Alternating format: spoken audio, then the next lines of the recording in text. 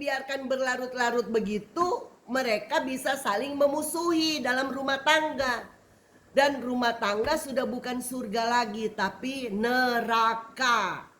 Sekarang banyak saudara-saudara rumah tangga neraka. Cuma takut cerai aja karena Alkitab bilang gak boleh. Tapi di dalam rumah itu sudah seperti neraka. Wah, apakah kondisi ini bisa diperbaiki saudara-saudara? Bisa dong, iya kan? Tentu saja bisa diperbaiki. Saat masing-masing mengingat komitmen awal mereka dulu, iya kan? Aku menerima engkau sebagai pasanganku, baik dalam duka maupun suka, dalam kelaparan maupun kelimpahan, dalam sakit atau sehat. Iya kan? Saat mereka mengingat itu harusnya. Saat mereka mencari teman hidup, bukan mencari musuh hidup. Iya kan? Bayangkan saudara-saudara kalau rumah tangga sudah seperti neraka, berarti itu bukan teman hidup, musuh hidup, musuh seumur hidup. Menderitalah kau, orang Batak bilang. Kasihan deh loh, anak-anak bilang. Aduh, ampun deh. Saudara-saudara, mencari teman hidup memang dimulai dengan jatuh cinta.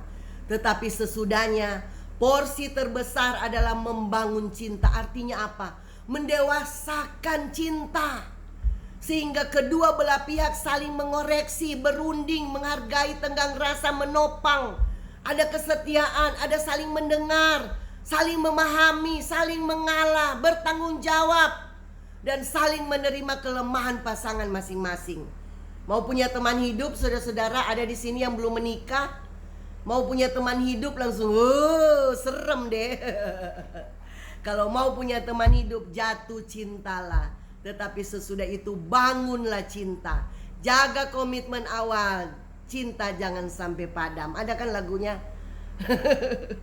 Inilah gejala dari kemunduran rohani, yaitu kasih menjadi dingin.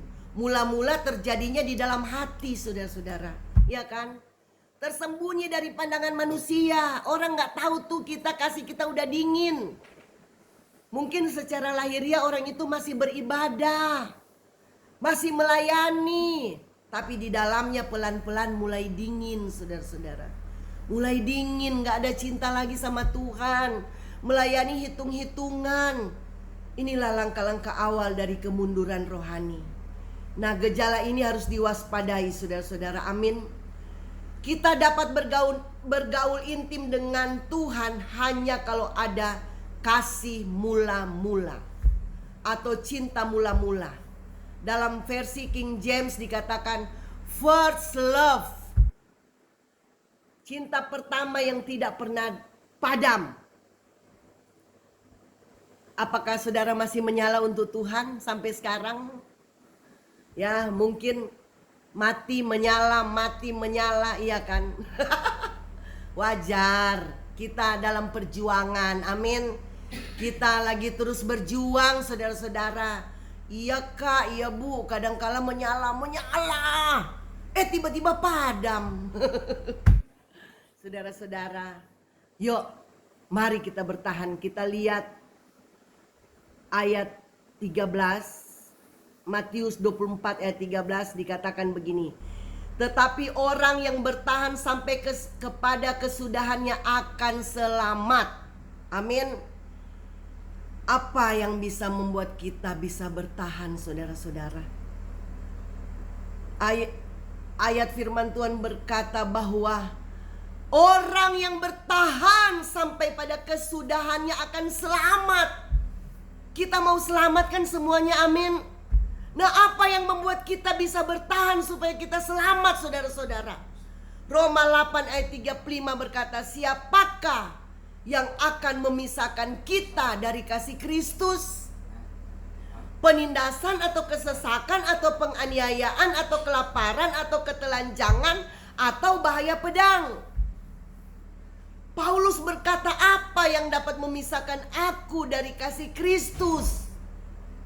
Sebab kasih Kristus itu lebih kuat daripada segala tantangan itu, saudara-saudara. Kasih Kristus lebih kuat daripada masalah kita. Jadi yang membuat kita dapat bertahan itulah kasih Kristus, saudara-saudara, amin. Itu yang membuat kita ada sampai hari ini. Itu yang membuat kita bertahan dalam rumah tangga. Itu yang membuat kita merendahkan diri kepada pasangan. Itu yang membuat kita rendah hati. Itu yang membuat kita tidak ada percecokan, mau damai terus. Itu yang membuat kita mengalah.